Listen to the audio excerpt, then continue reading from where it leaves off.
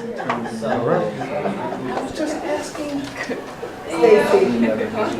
afternoon, everyone. Can everyone hear me? Oh, they can hear. Yes. You might need my microphone. Is that better? Oh, no, you gotta put it down. Oh, green light. Oh. So try that. Better? A little bit? Okay. There you go. All right, I'll try to use the big room voice if I can. Thank you so much for joining us this afternoon for, I think it's going to be a very exciting talk and hopefully some great discussion after. We're joined by Dr. Jarvis Watson. Dr. Watson is Assistant Dean for Multicultural Affairs, and he has served as an advocate of multiculturalism, inclusion, and diversity. Dr. Watson is a proud alumnus of Stony Brook University, where he earned his BA in English. Dr. Watson also earned an MA in Counselor Education with a focus on community and agency from Kean University and an EDD in Educational Administration, Leadership, and Technology from Dowling College. Dr. Watson comes to the Office of Multicultural Affairs with over 14 years of working in both student affairs and academic affairs. As a former senior counselor and assistant director with the Educational Opportunity Program, Dr. Watson has been successful in serving the needs of students in the areas of counseling, advising, training, supervising, enrollment, and retention. He also has extensive experience in the areas of administration, budgeting, alumni relations, fundraising, programming advocacy, and community outreach. As an advisor of the Student African American Brotherhood, Dr. Watson strives to make college an inclusive and transformative experience for Black and Latino male undergraduates. As the Assistant Dean for Multicultural Affairs, Dr. Watson strives to engage as many students, faculty, and staff and educate them on their multicultural attributes. Through this education, Dr. Watson hopes that they will be inspired to empower others to do the same, and we are very grateful that he's here to share his work with us today. All right. Thank you, Kate. Thank you very much. Got to bear with me.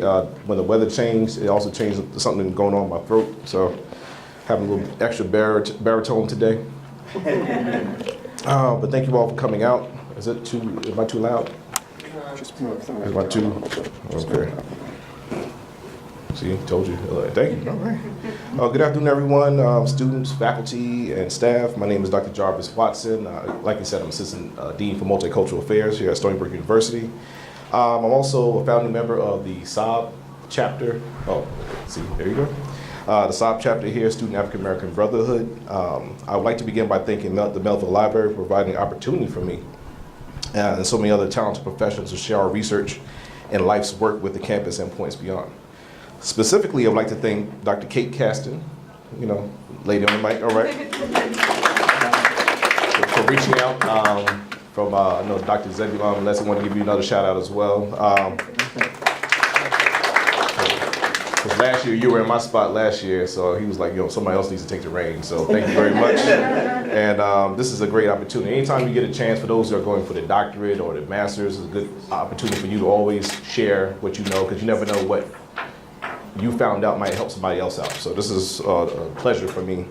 I also want to thank my boss, who is not here, for letting me get out of the building for a second. Black History Month, as you know, I'm also run that with Dr. Molesky.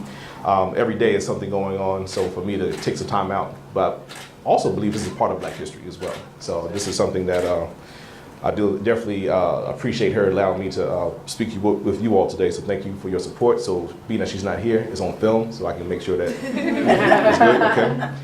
Now that I have that out of the way, I want to focus on a population of special folk that inspire me every day to get out of bed, to stay creative, to push the envelope, to challenge, to process. I love working with college students because they remind me of a time when I was here as an undergrad. Like I said, I was an alum here. I had some good times, and I had some times I would definitely don't want to go back and see those days when I was just a little awkward. But it's a beautiful time for me at this stage because I can see a pivotal moment in their lives. I can see the genesis of things happening, the awakenings of things happening, they're finding their true selves. This is the time when they actually find out what their purpose on earth to do. It is here where we discover the genesis of their awakening, like I said before, as it pertains to Black students and students of color. This process may come with a number of variables, obstacles, and triumphs that are very distinct and unique to their historical legacy of being Black in America and points abroad. This kind of give you all some statistics. The national 5-year graduation rates for black males in public institutions for the 2007, 2008, 2009 cohort was around maybe close to 30%, maybe 30%, okay? Compared to white and Hispanic, respectively, 52% and 39%. Here at Stony Brook University, black men are graduating above the national average at 58.6% for the same cohorts, 63.2% and 56.2%. So around maybe somewhere between 58 and 63. That's not bad. But there's a lot of space that we can kind of fill up with that as well. I think the achievement gap can definitely kind of be shortened that way. Stony Brook U has been lauded for their rates being higher than the national average. However, what the numbers do not specify is the cost that these students pay in order to be successful. Issues such as police brutality, racial microaggressions, poor schooling, negative images in media, mental health issues, being first-generation students, variable levels of SES or socioeconomic status, and toxic masculinity are just a few things that kind of serve as barriers or challenges to students as they try to attain that thing called a degree or degrees or that job that, like we say, the job. For those who watched Friday, you know what I'm talking about. But Pedro Noguera stated in The Problem with Black Boys, beset with such an ominous array of social and economic hardships, it is hardly surprising that the experience of black males in education with respect to attainment and most indicators of academic performance also show signs of trouble and distress. In many school districts throughout the United States, black males are more likely than any other group to be suspended and expelled from school.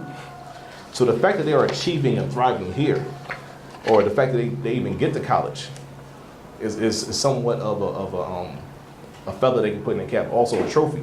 But it's not just about getting here, it's also about the persistence and staying through or moving through and thriving through, and also moving points beyond the baccalaureate degree.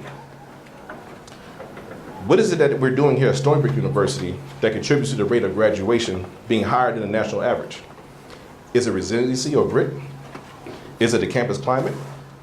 Is it programs like EOP AIM or initiatives such as SOB or Student African American Brotherhood? In the same breath, what is it that we're not doing to assist our young men and other students of color to make the graduation rates and persistence rates higher? As we begin, I wanted to make sure we go over certain goals today to make sure that everybody knows why we're here and what we hopefully get out of this conversation. And I'm gonna just kind of breeze through some things, and hopefully at the end we get a chance to have some dialogue, hopefully some discourse on some of the things I talked about. So first of all, I want to increase awareness about the purpose and mission of Black Minds Matter. Share research topics associated with my dissertation on the achievement of African American black college men. Demonstrate the relevance of these themes and interventions at Stony Brook University. Entertain thoughts on the lived experience of black students and students of color at Stony Brook University. And so I'll just move to my next question, which is, what does Black Minds Matter? Okay, you might have heard certain things like Black Lives Matter, All Lives Matter, things like that. But what does Black Minds Matter? This was created by Dr. J. Luke Wood and Dr. Frank Harris III. Dr. Wood is a distinguished Dean's Distinguished Professor of Education in the College of Education at San Diego State University. Say that 3 times. Wood serves as the director of the joint PhD program in education between San Diego State University and Claremont Graduate University, and the director of the EDD program in community college leadership. Wood also serves as a co-director of the Community College Equity Assessment Lab, CCEAL, which you'll probably see that acronym come up a little bit later, a national research and practice center that partners with community colleges who support their capacity in advancing outcomes for underserved students of color. Black Minds Matter is a public course designed to increase the national consciousness about issues facing black boys and men in education. The course draws parallels between issues faced by black males in society and the way that black minds are engaged in the classroom. Through this lens, he engages research on black students in education from preschool to doctoral education, emphasizing strategies and practices that can support their success. Similar to the Black Lives Movement, the course provides an affirmative statement that black minds do matter. The course employs 3 tenets of the Black Lives Movement. loving engagement, collective value, and restorative justice as a framework for enhancing outcomes for Black boys and men in education. In particular, the course encourages educators to see their classrooms, offices, schoolyards, and campuses as sites for civil resistance. As it pertains to this afternoon's discussion, Stony Brook University served as a satellite location for a live public viewing on Mondays during the fall semester. The 8-week course provided an opportunity for the campus community to receive first-person thoughts, facts, and opinions about issues facing Black students in education. As you can see from this list, renowned names such as Harper, Lewis, Shabazz, who Dr. Walters made sure Jarvis, make sure you give a plug. Dr. Shabazz, Professor Shabazz, Ilyasa Shabazz is actually going to be here next week. She is the third daughter of Malcolm X. And she'll be our keynote speaker, who will actually be interviewed by Dr. Maletsky, my co-chair over there, all right? All right, another plug for him, all right? And I think it's amazing that the fact that we are talking about this right now. She was part of the Black Lives Matter movement, and she's going to be here next week. So that's kind of cool. Right. And another name, Strayhorn, who was actually here last year for LICSPA. He was a keynote speaker here for LICSPA. I just saw his video just a couple of days ago. Just a few education leaders that provided live discussions on topics affecting Black students. As you can see on the next slide, the topics range from the origin of Black Lives Matter to issues of criminality, intelligence, teaching and learning, campus climate, and support and research. Each session was held on an average of 2 hours. So some days we had a nice crowd, other days we didn't have a nice crowd. But the information that was on there was so rich and thick. I think they only said it was going to be for an hour and a half, but you can see the conversations just going and going. And I always find myself going back into watching some of these videos to kind of get a little bit more information. I also enjoy going back and watch the videos, which you can find on J. Luke Wood's YouTube's channel. This is actually all the videos that I was talking about. You can go to, I think it's J. Luke Wood, and just type that in on YouTube, and it'll go right to his channel. You subscribe to the channel, and you can get every video that they had for that particular time. Like I said, you'll be there for, it's almost like binging on Netflix. It's a beautiful thing, all right? Because a good portion of educators and researchers were part of my reference list also for my dissertation. It was amazing, just to say this, for those who are doing research, raise your hands if you're doing research right now. Okay, right on. I have to say that it is a cool feeling to either meet a researcher in person or see the researcher that you reference in action. Because a lot of times you read their stuff, read their dissertations, you read their work, and it's like the same old thing, your eyes start going this way. But when you actually sit down and watch the video, you're like, oh, that's the person who actually put the words that inspired me to keep doing this thing. So it's really a great interactive experience. Like I said, the words come to life, and it's a humbling experience to dialogue, to ask specific questions to the person that has laid the foundation for you. Even as I prepared for this particular presentation, I reached out to Dr. Wood himself to make sure I had permission to say Black Lives Matter and put that in my my presentation. And he replied back to me saying that he graciously encouraged me to utilize the name and was grateful for the request. So thank you, Dr. Maletsky, for giving that push also. Hey, how you doing? Okay. My research title for my dissertation was called Predictors of Academic Achievement for African American Males in a Predominantly White Institution. It was a qualitative phenomenological study on 9 sophomore African American male college students at a research university in the Northeast. The subjects varied in backgrounds such as ethnicity, academics, socioeconomic status, high school, athletics, and their majors. I'm glad y'all got that. All right. I looked at variables such as high school preparation, self-efficacy, academic self-concept, resiliency, racial and ethnic identity, campus climate, faculty engagement, and socioeconomic status. I can tell you this was a love of labor. I have this book really close to my heart and actually right next to my bed, so it's always with me. It's a good friend. And I went a step further and looked at how these variables actually affected or impacted academic achievement and retention. And I utilized several theories. Critical race theory, the counter-narrative storytelling, and the aspect of racism or supremacy is embedded in our major institutions. Critical race achievement ideology that really talked about looking at advancement or achievement or intelligence without having color associated with it. But Dorinda Carter actually did a study with high school students at a predominantly white high school and understood that they knew that race was not associated with intelligence, but they understood that being black in a predominantly white institution brought on some different challenges. And they knew they had to be more critical about the actions they took, the words they spoke, the way they engaged with the teacher. They knew that they were competing, or at least in their mind, they were competing for something. Okay, so they had a critical approach toward their identity. And that's definitely something connected with what we're going to be seeing in the next couple slides. Diverse learning environments theory by Hurtado et al. Talked about the historical legacy of underrepresented groups and predominantly white institutions. The psychological climate that comes along with being one of the few in a predominantly white institution. The structural diversity, meaning how many of one group is there compared to another group. And behavioral dimension, so like what actions are taking or what actions are not taking when you, in aspects of engagement, at least within the context of this conference, this presentation, how students engage or don't engage, or how faculty and staff engage or don't engage with students. I discovered that a collection of variables associated with academic achievement were,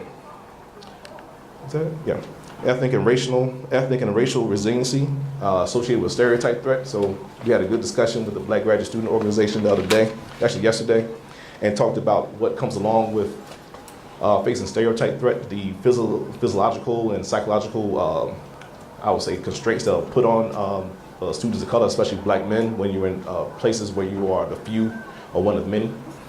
Racial and ethnic identity, academic self-efficacy, faculty, staff, student engagement. And you notice I put all three in there because there's people that talk about student engagement, some people talk about faculty engagement, some people talk about staff engagement. But I believe it's a reciprocal process. I think everybody needs to be involved. So I'm looking at the village perspective. But specifically for my research, looked at how proactive faculty took an interest in the students, really helped them become better students in the classroom. Ethnicity and gender were very strong. So if the professor was white and engaged with the student really still felt like they had a chance to make something happen. But when the professor was black and male, it did something extra, because now I can have a different conversation with the professor, or I know I can relate to you in different ways. If I say certain things about certain types of food, you might get what I'm talking about. And that connection was actually able to help make the classroom or the classroom experience that much more engaging. Students that proactively sought out faculty and staff.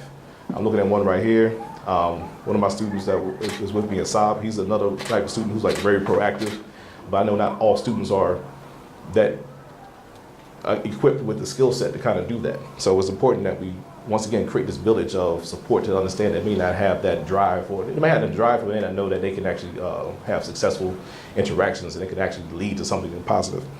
The staff administrators that serve as the other. You know what I mean by other? Okay, so if I say I'm the other, that means I'm the other uncle, I'm the other father, I'm the other brother, I'm the other aunt, I'm the other mom. Sometimes we get all three at once, all right? Sometimes you are the bank, okay? You are the other. So it means that we will talk about issues, we were talking about this earlier today, that sometimes you can't stop at 4:59. Sometimes you gotta go past 5 o'clock, because of you being the other means that you represent a father figure or a mother figure that really is gonna help change this person's life within probably that 5 minutes that they have right now. Campus climate, life in the residential halls, campus community, structural diversity, connection with faculty and staff, and high school preparation. These are some of the things I saw that once these variables are in place, you can see positive impacts with students' persistence through college. Once you earn your doctorate, I'm gonna say this for those who are going for their doctorate, and or complete your graduate work, you realize one thing: now the real work begins. You have to continually go back into the research and find out what new trends have developed. Is there a new theory on the rise? And have there been opportunities for you to add to the research? Black Minds Matter was a godsend to me because of all the research and the topics I was interested in could be found on YouTube in one spot. I could just click and I could just kind of go into that research a little bit more easily. Their syllabus contained themes closely associated with my themes and major findings. So if you get a chance to kind of look at that, I just kind of went over some of those things already.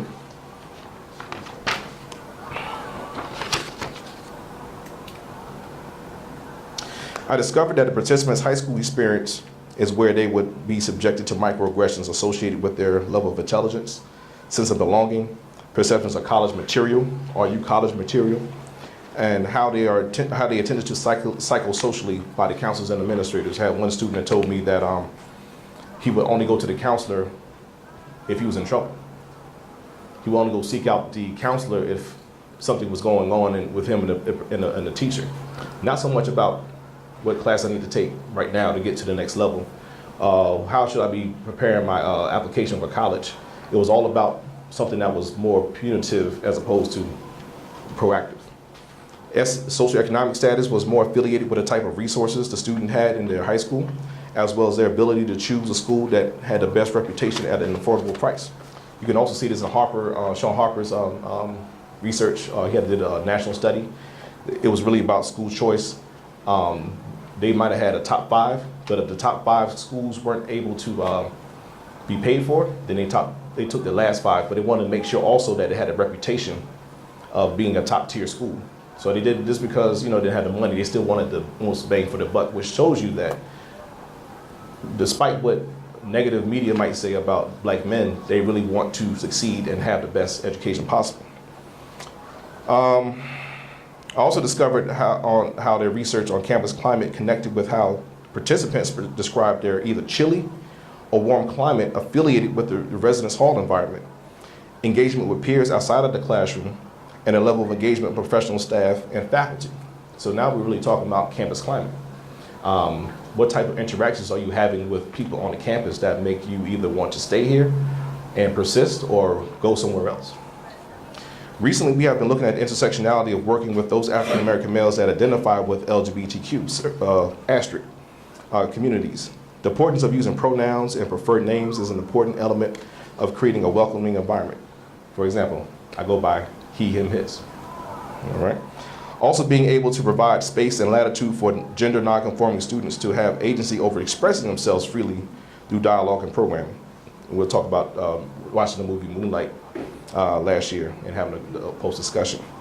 Sean Harper shares how the onus of education should not rely solely on the students. Faculty and administration need to be more engaged and proactive in meeting the students where they are.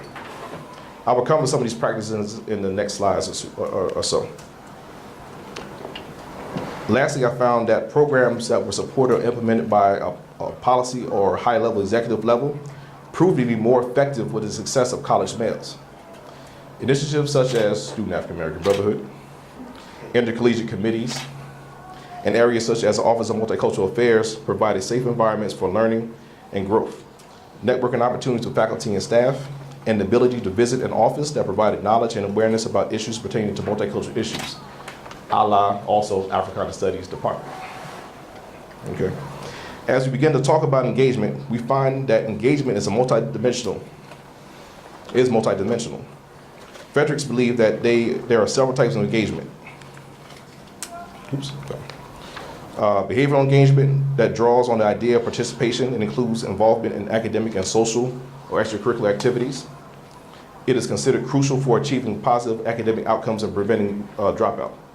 Emotional engagement encompasses positive and negative reactions to teachers, classmates, academics, and school, and is presumed to create ties to an institution and influence willingness to do the work.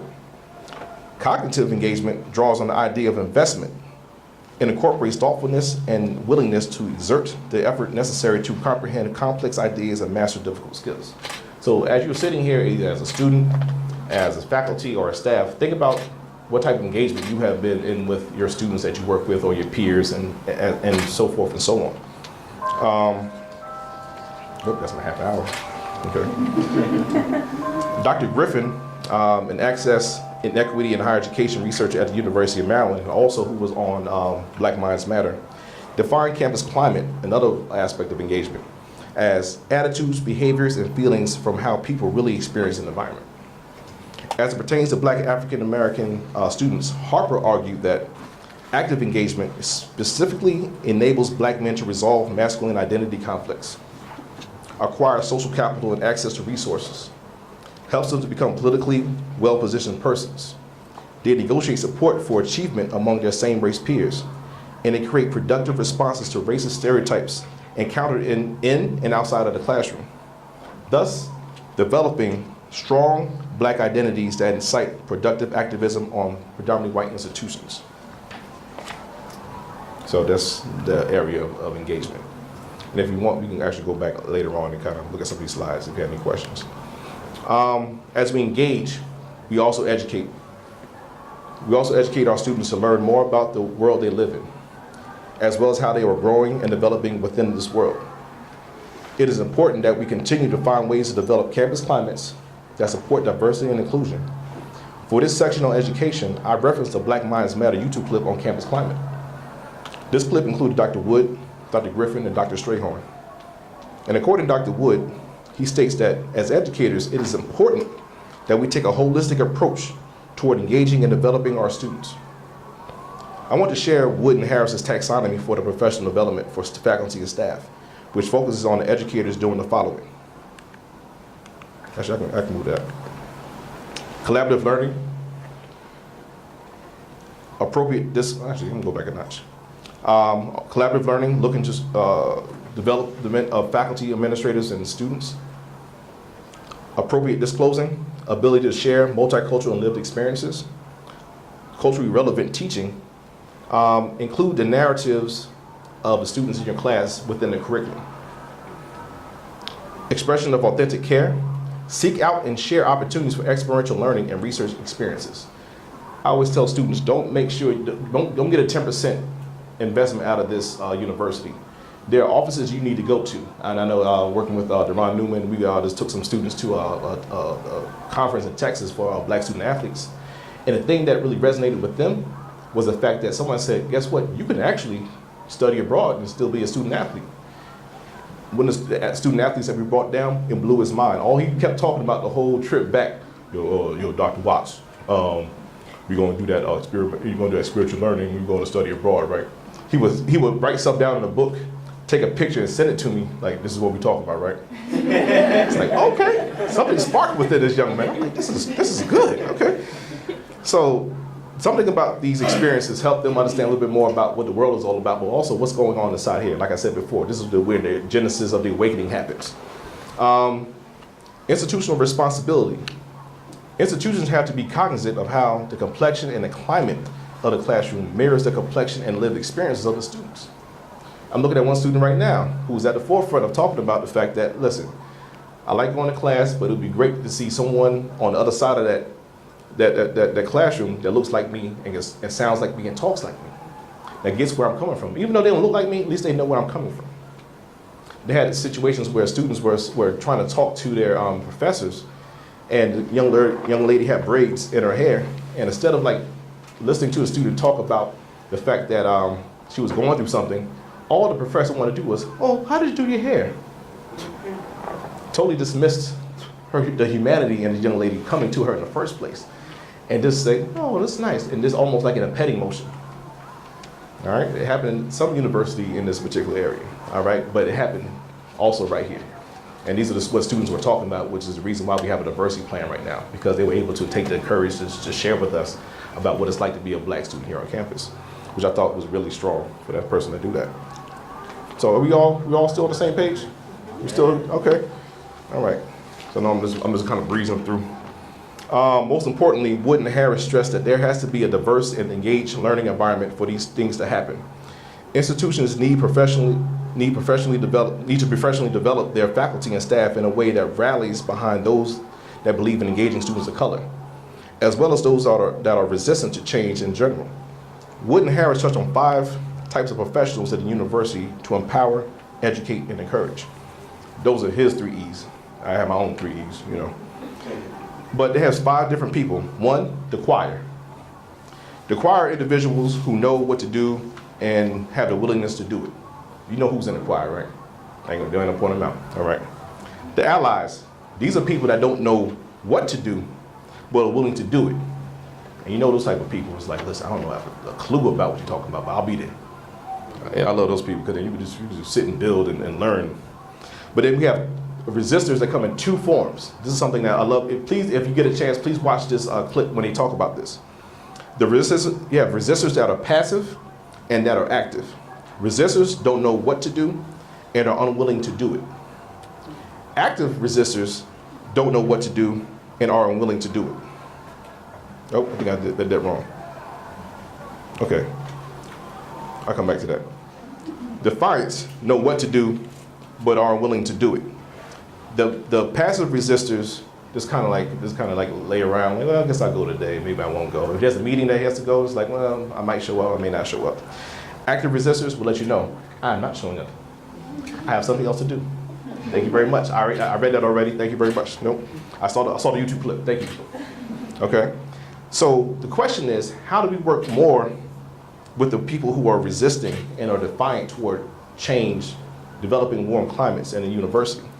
I don't have all the answers, but they gave a couple of suggestions on how to do that, because I think it's important that if we're going to talk about developing something that is brand new to a lot of people, and not to all right, it's important that we have some type of like bullets to focus on.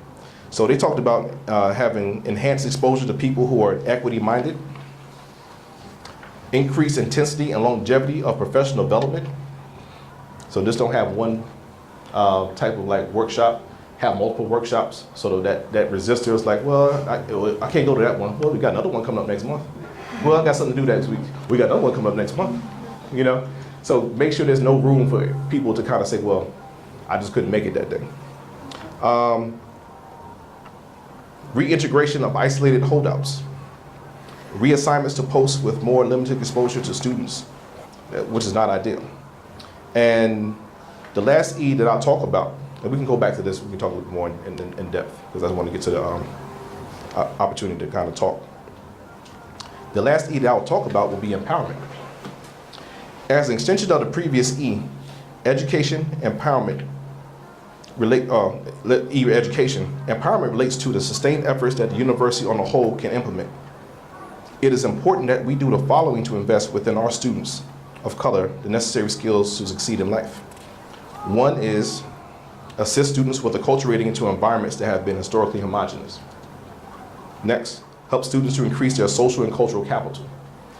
It's important, like once again, that when they get on campus, it's important to help students understand, all right, you see Dr. Walters over there, you need to get to know her. You see Catherine Duffy, you need to get to know her.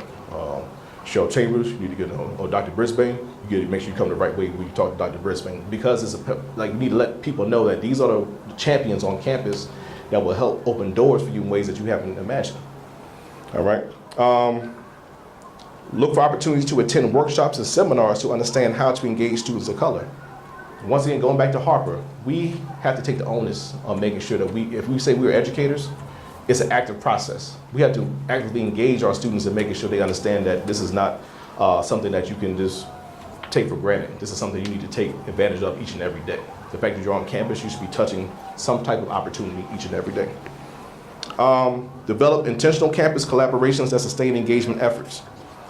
We work with the Student African American Brotherhood right next door. We work with academic and academic and transfer advising office to help our students that are in SOB to make sure that they have a roadmap to get to the next level. To make sure they have an advisor that can let them know, like, listen, you have one too many credits, or you can graduate in 4 years, as instead of what you thought you were going to graduate in 5 years, you actually graduate next semester, or just kind of let them know that their time here is limited, but take advantage of that. But also save some money in your pocket instead of being here for 6 years thinking that you're just going to take a long tour of this university. All right.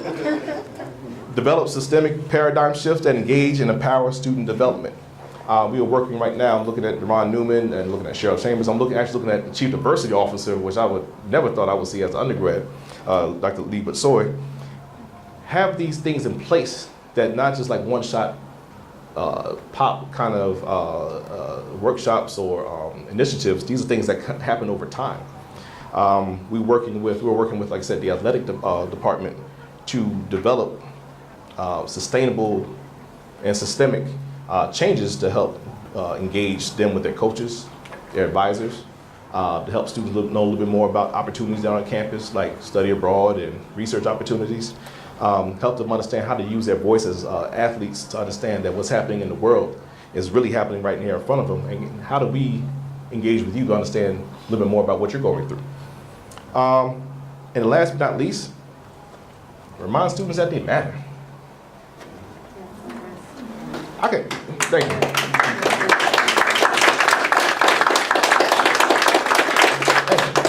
And I think that as I looked at the next slide, this guy actually came by yesterday. This guy came by yesterday. Yeah, this individual right here was one of the students that was part of the Stony Brook demonstrations that were connected with Missouri, University of Missouri. And this young man was just like and still is full of like this promise and potential, but he's making it happen. He has a brain that I never really like tap into because he's just that sharp. We never text you when you're gonna come. You know, he just kind of pops up like, I'm here. You know, but I could tell like when he was on the floor, everything was changing. Like, yo, somebody's on this floor that has some type of like juice or some type of energy. It's really, really cool. But going back to something that me and Deron work with, Basab and Sheldon Coleman, we talk to the students about doing all this talking. We put all these PowerPoint slides up here, but if you don't have a sense of care, if you don't care about the students you work with, you can wear all these suits and ties, you can wear this pen and everything. It's not going to matter. It's not going to matter because it's just a facade. But we as educators have the opportunity, and I believe the blessing, to be in this particular field of work that we can change minds each and every day. There was a young man that came to my office right before I started presenting today. Brother was all over the place, but he needed someone to talk to. So I said, come on in. And he started like going in. I said, close the door. And for about 5 or 10 minutes, we had a great session. I'm not sure what he's doing right now, but I know he might have been thinking about doing something crazy. He's not doing it anymore. He's thinking about doing something that's going to harm him. So I know he's not doing it anymore because of the fact that he knew that somebody was listening to him. Somebody was caring for him at that time. Like I said, it was only 5 or 10 minutes.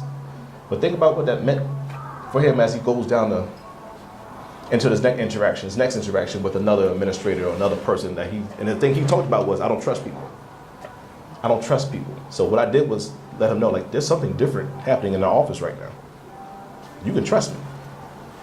I'm not perfect. I'm not gonna get it right all the time, but I'm gonna do my best to make sure I have your attention, I have your best interests at heart. And I can connect you with other people who do the same. And to me, I was like, this is not by chance. This guy just came to office today. This is not something that just serendipitously just happened. This is real. This is part of like my whole makeup. And so what I want to leave you with in these last couple slides are things that have been done already, because I don't want to think it's always like a doom and gloom thing, but things that we have done already on campus that has really worked toward making this place a really great place to be, not just as a student, but also as an employee. The Stony Brook University Diversity Plan, inspired by some of these students right here who stood arm in arm right in front of the president's office and let them know that we are done with whatever was happening. And the way that the president received them was excellent as well. And the fact that we have Chief Diversity Officer sitting right here is a testament to that. The fact that students and faculty and staff were on working groups.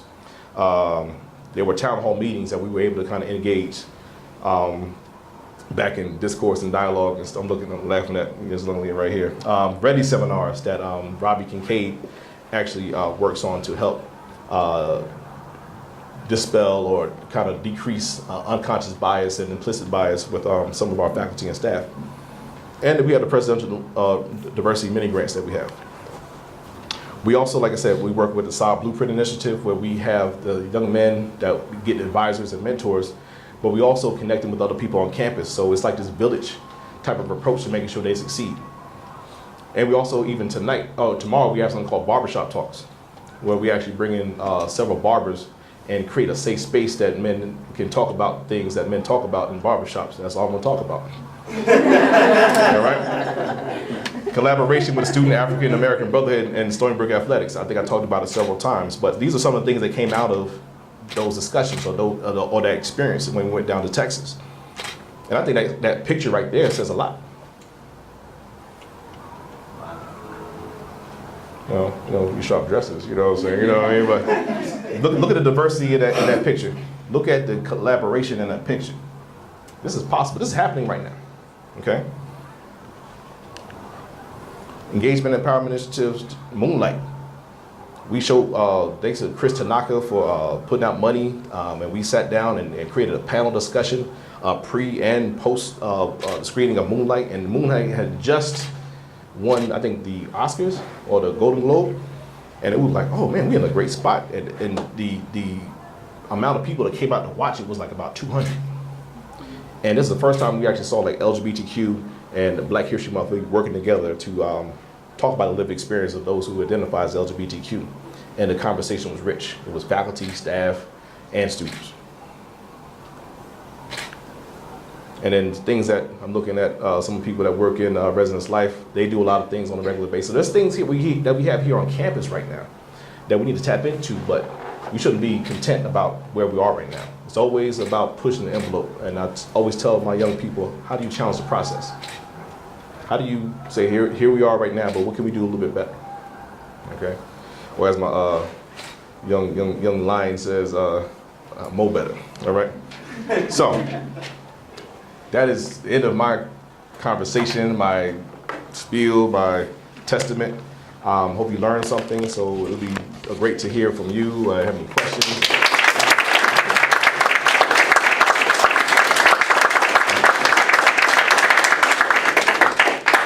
All right. So, anything stand out? Anybody's life changed today, you know? We family, you know? Yes, I can speak to Okay. my name is Jerron Newman. I'm the Assistant Director of Campus Rec. I actually accompanied Jarvis and Greta Stringer from athletics and two students to the University of Texas for the Black Athlete Summit. And I can actually say I'll speak a little bit louder. Okay.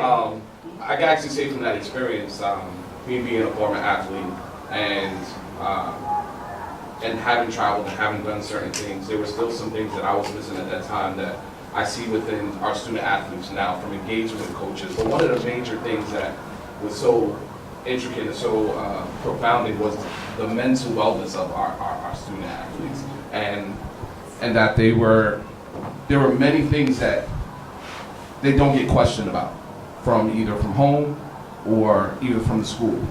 You go from pressure at home to make it out of their neighborhood so that they can help everybody else get out or get themselves out. And then they're on the teams and it's about winning. But it's not just about, and maintaining your average so you don't lose your scholarship. Not just about, let's get a 4.0, but let's maintain this 2.8 or this 3.0 so you don't lose your scholarship. More than the fact of, what is it that I'm going through every day? Am I dealing with a professor that I feel like doesn't like athletes and treats me a certain way? Or am I feeling pressure in a relationship or whatever it may be? Or even just for myself, there's some mental or there's some emotional things that I'm going through. And then being able to have that experiential learning. I remember going from 6 o'clock practice to shower, to school, to work, to blah, blah, blah, come back to practice again, and the same cycle still repeats itself. Not being able to chance to study abroad, not being able to chance to experience certain things. One of these students we went to, he said, I've never been anywhere but Florida. He's never even been out of the country, never been even predominantly even out of the state. So him just even going to Texas was something big for him. You can see his eyes just opening up, just going into the airport, getting on the plane and knowing that he was going to another state and even to learn something from there. So I think just that genuine understanding of care for them and implementing some authentic engagement. You know, it's one thing to ask questions on a vague point, but really be authentic in your engagement with them and really finding out about them. And we'll find some really astonishing things about who they are and their personality and their talents outside of just athletics in itself. Oh, yeah. Someone else had a... Hi, my name is Lauren LeBird. I'm with We're from down the road at Suffolk County Community College. Yeah.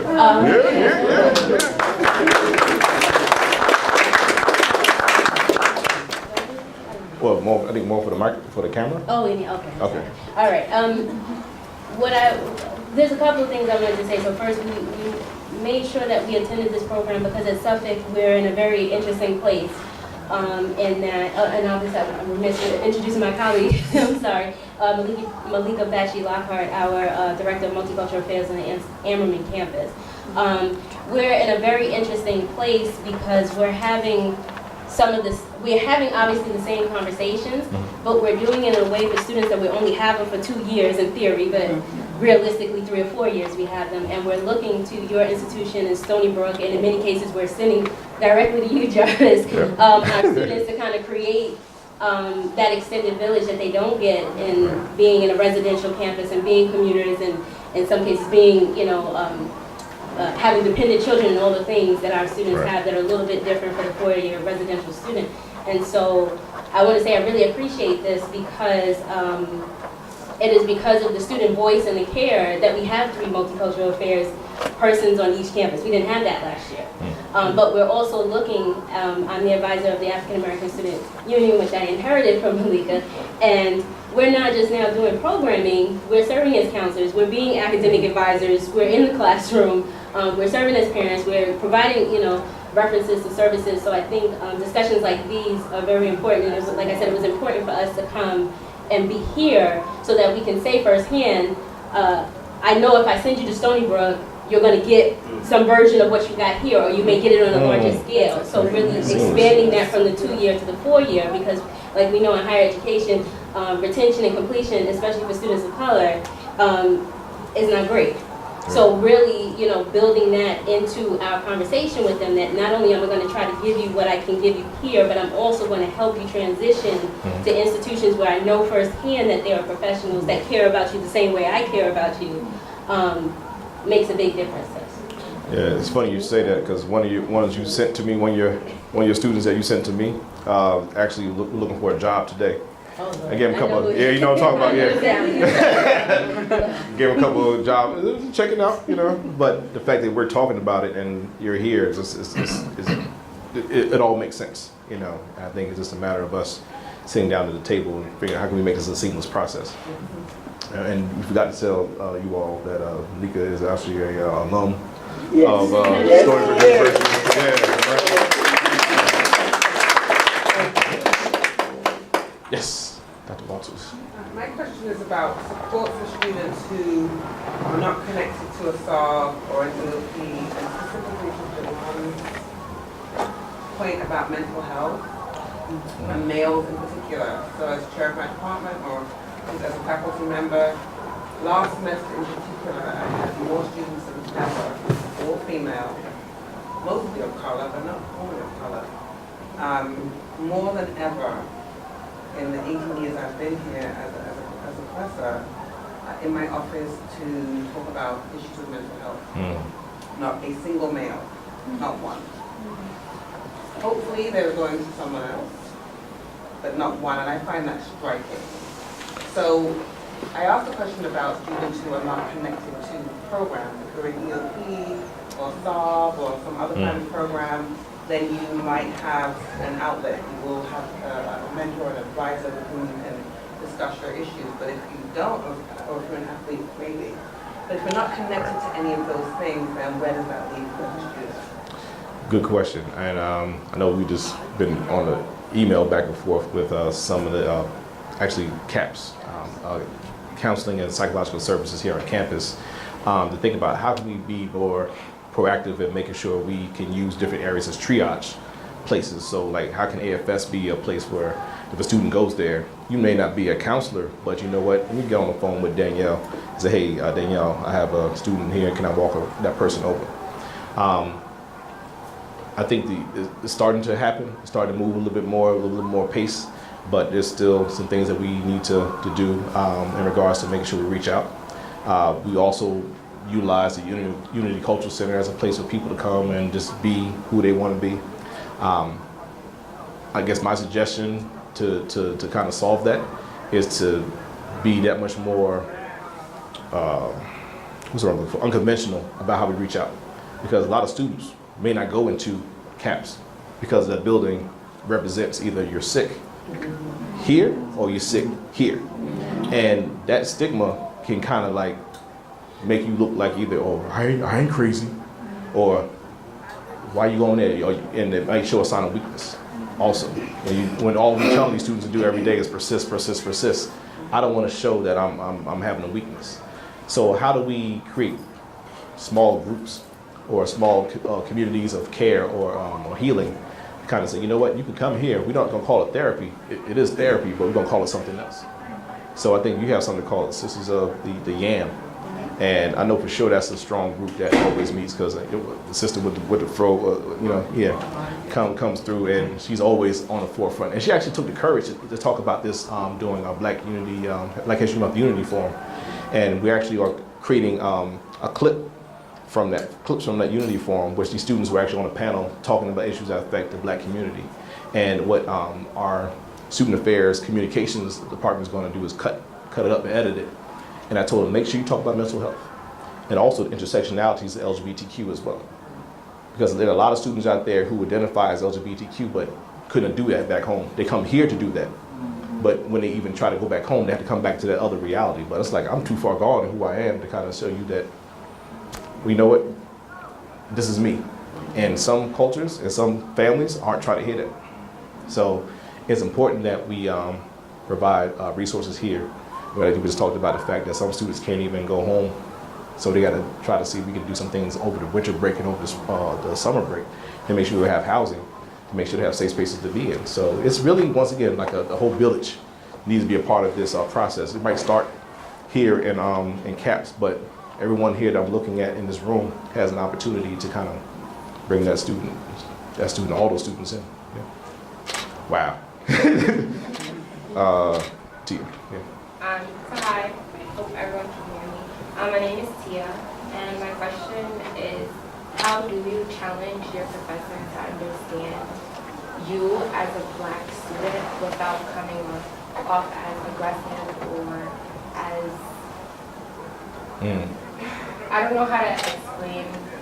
It just seems like usually, like, if there's some type of conflict, this is outside of Africana studies, because I find that, like, a vast majority of the people that I know who are Black students, they feel most comfortable in Africana studies, but that isn't the only classes or the only department that you'll be interacting with as an undergrad. So it's a little difficult to find or to even to feel accepted as a student in other classrooms that are in other departments.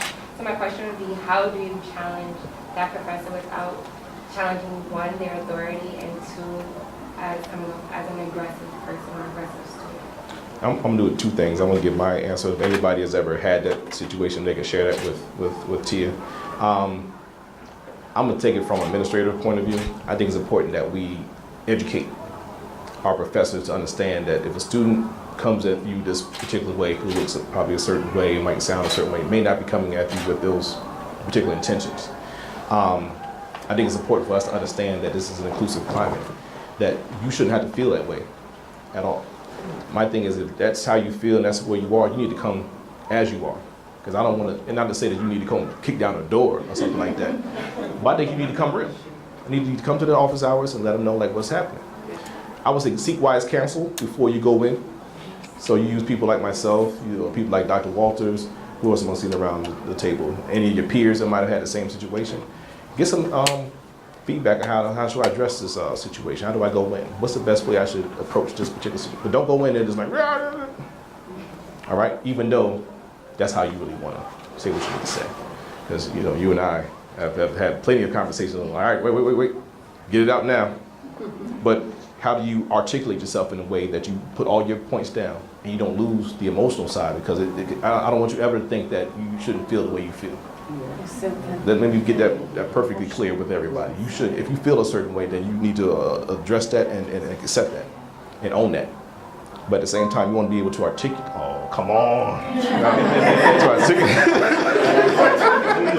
articulate that, man. All right. That's why I came from behind the podium. I was like, now I'm getting ready to talk.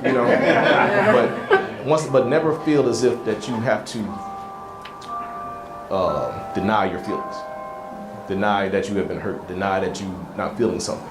But it's also important that you're strategic about how you approach it and get your point across and make sure you come out with learning outcomes when you come out of there. So, you know, you have 5 goals, just like I talked about. I'm gonna make sure if I get 4 out of 5, I'm good. All right? Does that answer your question? Okay. Okay, I think, are we getting kicked out? Okay, all right. So that bell tolls us, like everybody's like, all right, I'm out. Okay, and then. I just wanted to go back to the conversation about the mental health and awareness. My name is Nicole Mitchell, and I'm the lead advisor for the football team here. Hey! A lot of you are probably like, oh. And I think one of the biggest things that I found, especially with working with the guys, is encouraging them to use their voice and realizing that a deficiency doesn't make you weak, a deficiency makes you real. So when I initially go in and have the conversations with my guys, the first thing that I tell them is, number 1, if you need help, you gotta ask for it. Number 2, if you have a deficiency, you gotta speak on it, because college is not meant to be easy. So surely if somewhere you're struggling with something and you don't speak on it, then 1, you're not utilizing all the resources you have, but 2, you're making it much more difficult on yourself. So what I try to do every day is to give them an open space to be able to feel like they can come in and talk, and I will pull it out of them. I would rather help you work through that deficiency than help you figure out how to stay in school because you've let yourself get dug that much under. So I think empowering them to know it's okay to admit I have a deficiency, when especially it may be looked at something that is a sign of weakness. And even when I do recruiting and have conversations with students who are interested in coming in, that's one of the things I say, you know, we celebrate deficiencies around here. At least I know you're valid enough to admit you have one, and I can help you work through it. All right. All right, now like I said, I know that the hour's upon us, so if you have to go, but I guess we can stay a little bit longer if you want to talk about some things. I know you had a question. Thank you all for coming out too, who came out. Thank you so much. All right. Yeah, thank you, sir. Yeah, so first of all, I just want to thank you, Dr. Watson, and as usual, disseminating your vast knowledge here at Stony Brook University. So I guess as a student seeking to, as you put it, challenge the process, you know, not only here at Stony Brook, but in my continued future career in public service, how can I target and influence resistors that I encounter, passive or otherwise, in my community as a student, and then going to empower those around me and inform those that are ignorant of my unique struggle as a student of color? How do you challenge the resistors? I think similar to what I told Tia, you have to be your authentic self. I think once you compromise your goals, your values, your ethics, and things like that, I think they got you already. Understand that the struggle is going to be real, and it's going to take some time. So going back to what they talked about, it's important that you create allies, find out who the allies are. And sometimes the allies are the ones who can help maybe translate certain things that you may not be able to. And then once that translation happens, you can bring people to the table and say, all right, now, are we ready to talk? Because it actually just happened a few days ago. We had to do the same thing. I was trying to talk to one person, I couldn't get through, somebody else was able to talk, and then we came to the table and actually reconciled something that could have been blown up a lot bigger. And I'm thinking that for those that aren't used to change or used to having to think, for example, if someone is in a place of privilege that they've been benefiting on something for such a long time, why would I want to change that? Everything's going great, you know, but now you're letting someone know that, listen, you've been stepping on my neck. Your privilege has been suppressing my movements. So now you need somebody else to kind of help make it happen. But also I think you need to have this aspect of expectancy, but in small victories. Sometimes you get big victories, but I think you understand it needs to be a process. And I would say,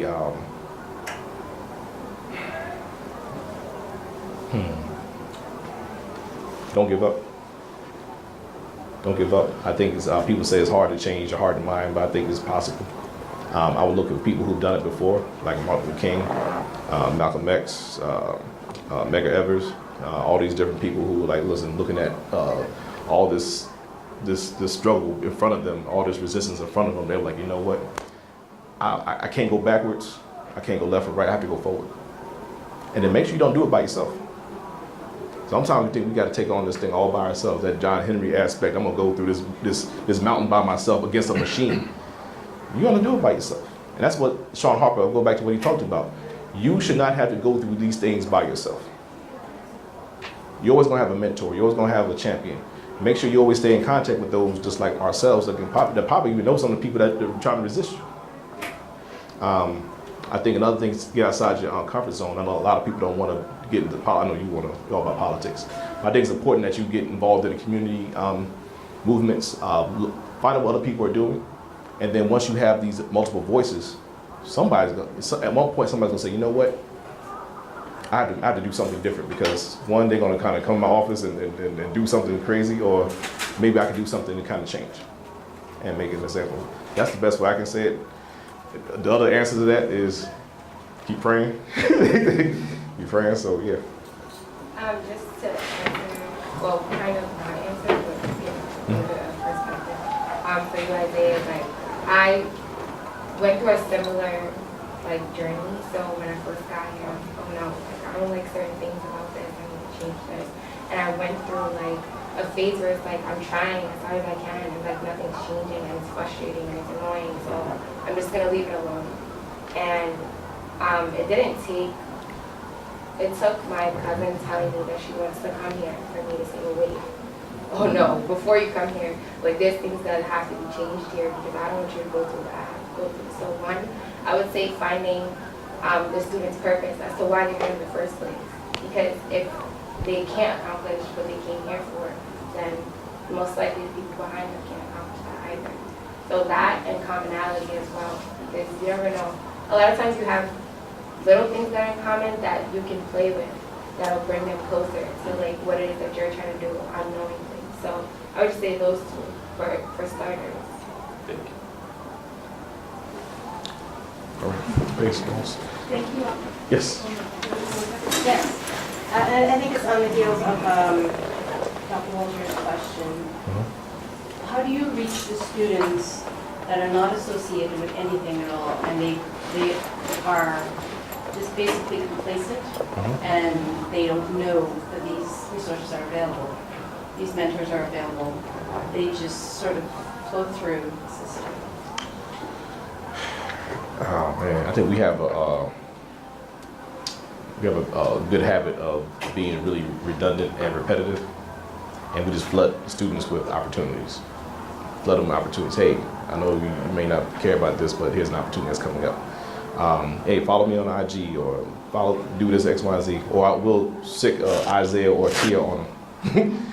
Like, hey, so Jarvis told me to reach out to you, you know, by any means necessary, but also open up opportunities to say, hey, Unity Cultural Center is open this day.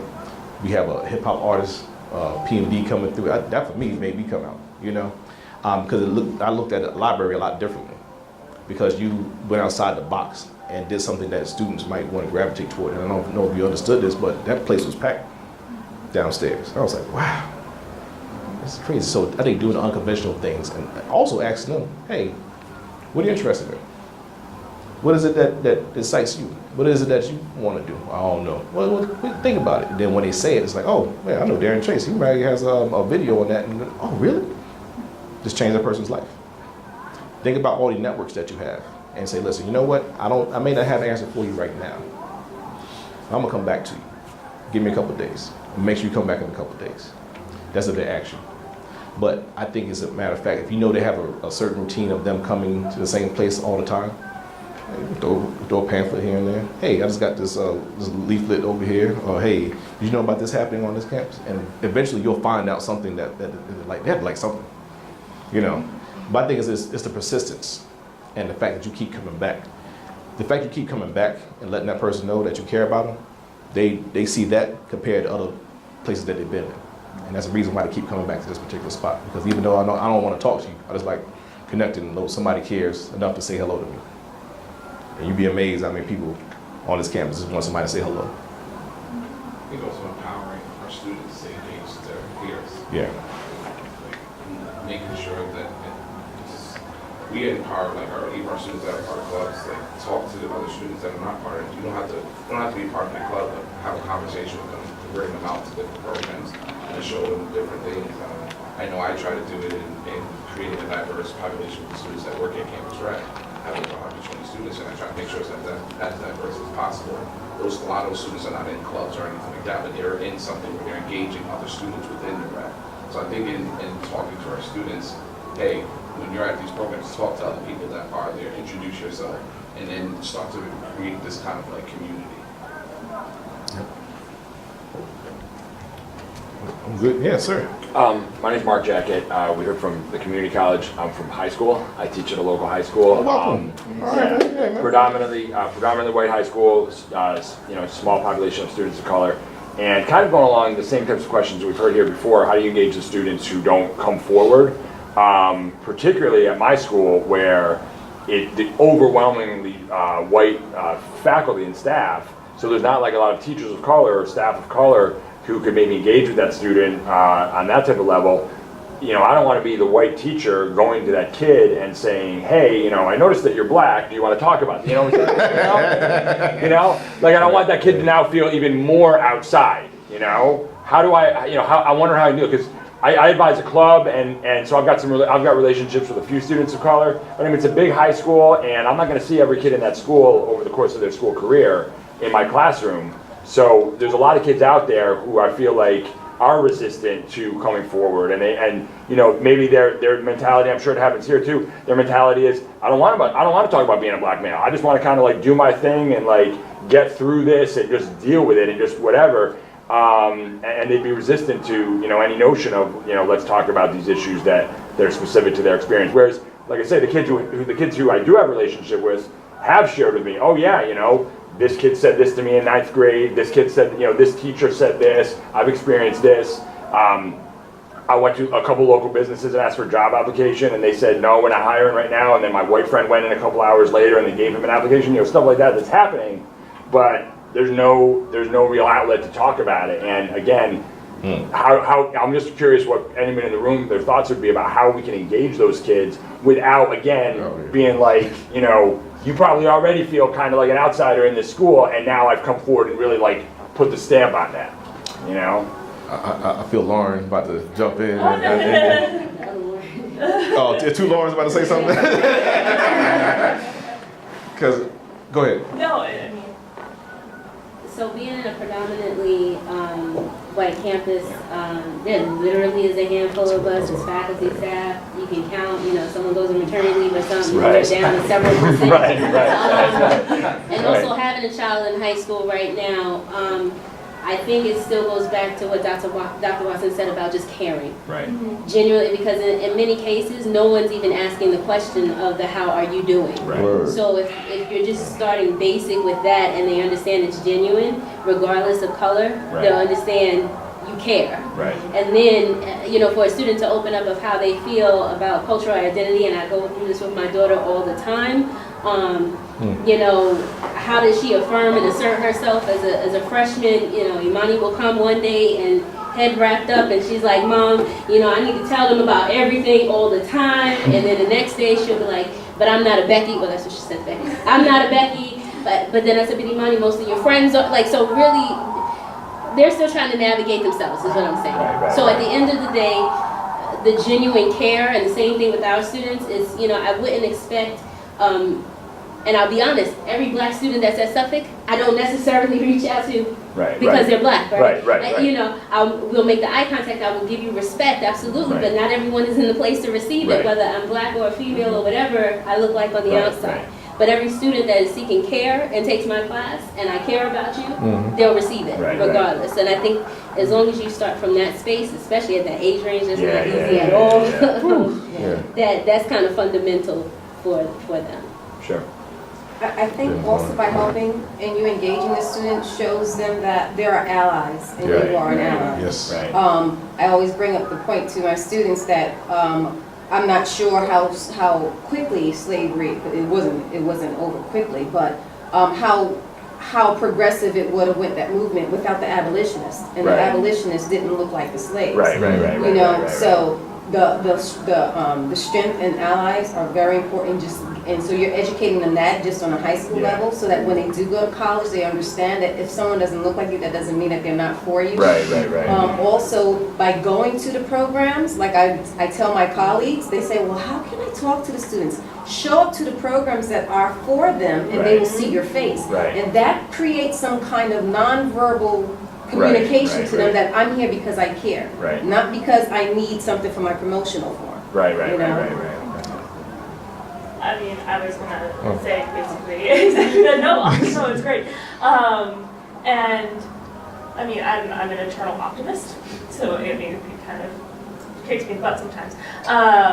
But particularly I find with high school students, that high school students have the potential to be super empowered individuals, but because they're young, they're not given the opportunity to do so. Right. And in a predominantly white high school, especially with the political climate right now, like, it's important to be having these conversations, particularly with white people. Right. And having those conversations and centering people of color can show the folks in that community that you do care and you want other people to be aware of what is going on as well. Right. And that's a part of building that trust and knowing that they can trust you as someone who doesn't look like them. And I go to the things that are, just showing your allyship and how allyship is not a gold star label, and it's an active process, and everyone has to actively work towards. Allyship is something you work towards, not something you become, essentially.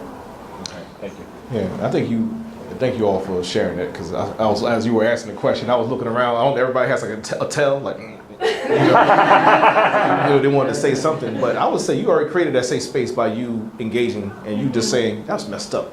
Yeah. That's, you know what? Let me see what I can do about that. Like, or you just want to sit and talk about it. If you just want to sit here and just let it out, let me know. Yeah. At least they have an opportunity to get that off their chest. Yeah.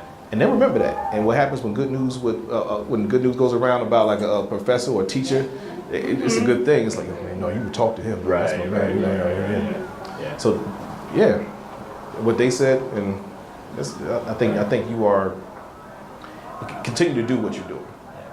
And if sometimes you might be the only one, but maybe it might be another person on the side, and next thing you know, you might have a group like this that's just all about the students. Yeah, we've been trying. Over the past year and a half or so, no offense, but like it feels like sometimes the word diversity is a little played out right now. So we decided to come up with a different word. We call ourselves the equity team, and it's a district-wide committee, administrators and teachers, and we've been studying the issue. But it's kind of been more like, we've been looking at a lot of data and stuff like that, and we're starting to get to the point where I'm like, all right, we need to start getting out there and doing some stuff in the classroom, in the buildings with the kids. So I've actually, like I said, I advise this club, and I'm going to have the students come to one of our meetings. We would sit around at a table like this and share with the staff. Like, these are experiences I've had, and kind of that's like a first step of kind of getting rolling. But I'd even love to talk to you or maybe like the African American Brotherhood kids, or about doing some mentorship type things too, because I'm in Smithtown, it's not far away, so we'll see what we can do. And you know what you're doing also? Like I said, you're creating like what Lauren said, like whatever you're doing here, guess what, they're going to be doing the same thing on this campus. Right. Well, right. I'm not saying they're going to go to Stony Brook, but whatever campus they go to, wherever they go. I just have one more thing to add. Yes. And I think it's just dealing with teenagers, I as well. Yeah. Is to actually to acknowledge that your knowledge is limited, but you want to learn. Right. So it really makes things a bit more inviting for them to share with you. Right. But you are not an authority figure all the time. Right. You're an ally as such, and that goes a long way. Yeah. How can I support you? Right. I like that. Now you give them agency to The say, agency, yeah. this is how I want to do it. Some people just want to vent, some people want action, Right. and in building trust with anybody, Yeah. asking how do you want me to support you in this, and then doing that thing, Yeah. and then checking back. Did I do that right? Did I not do that right? Yeah, Did that yeah, not work yeah, for you? How can we move Like forward? I said, really the biggest concerns I have when I look around the school are the kids who just, they don't even want to engage with any of this stuff because they just want to do their thing, And so if they're, if you got a white, a group of white kids with the one black friend and, all boys, and the boys think it's cool to be like, hey, what's up, my N-word? The black kid is just gonna like roll with it, you know, for the most part, you know, and like that's happening in my school, and I know it is, and I want to get to those kids and be like, if you're not cool with that, you should speak up. But again, I'm not friends. I don't know every, you know, I don't have a relationship with every black student in the school, you know, so. Is everybody like 2 more seconds? Because I have an anecdote to that. Oh, go ahead. No, you know what? You come from off campus. Go ahead, talk. Yeah.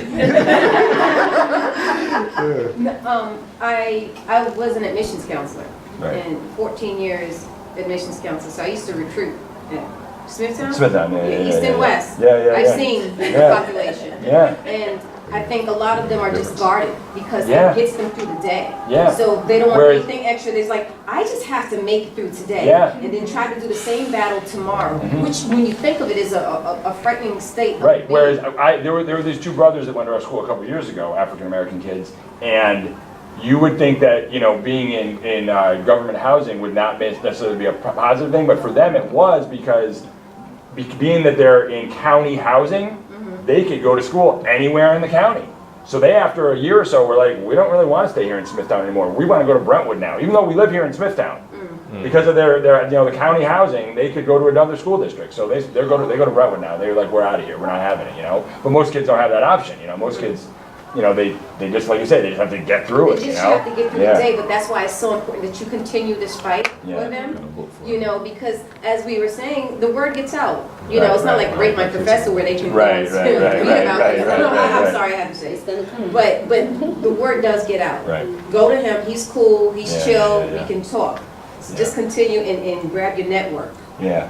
The people that feel the same way Right, you do. right, right. So that they know that they can identify you if they are feeling in a certain place, that they Yeah. can go to you in that need. I just want to get the title of this book. Why are all the black kids sitting together in the cafeteria? You read that book? I have not, but Oh man, yes. Okay. marking that down right So I now. think another thing I would say, if for you going into a place that might seem foreign, why are all the black kids sitting together in the cafeteria? By Beverly Daniel Tatum. Yep. I mean, every chapter in the book is wonderful, but you'll find that chapter that talks about why students tend to gravitate. Why would a student Right. leave Smithtown to go all the way to Brentwood? Right. And the fact that, and that whole thing about grit and resilience, having to grin and bear it, and just to get your mind strong enough just to get through the day. Right. You know, also, what type of psychological things are happening in regards to getting that person the help that they need also. Right. You know, not saying like, you don't walk up to them and say, hey, you need psychiatry. Right. You know, but I think eventually as you develop that trust, try to find that person some type of, you know. Okay, by everybody scooting away, I think it's time to go. All right.